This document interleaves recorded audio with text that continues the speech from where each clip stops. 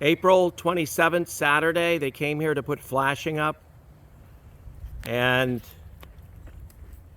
got the drip edge all done around, and they've got the flashing. So in between the peaks of the roof, the overhang, they got flashing.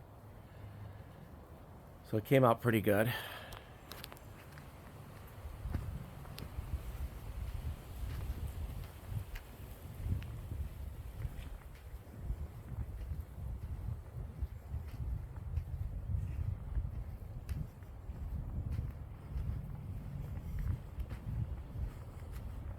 So, Julie,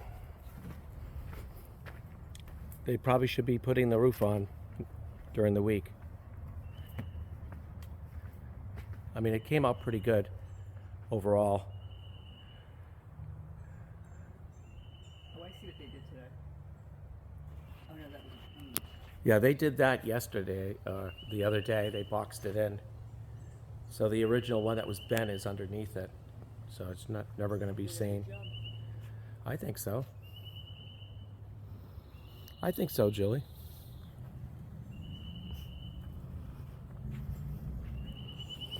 What do you think?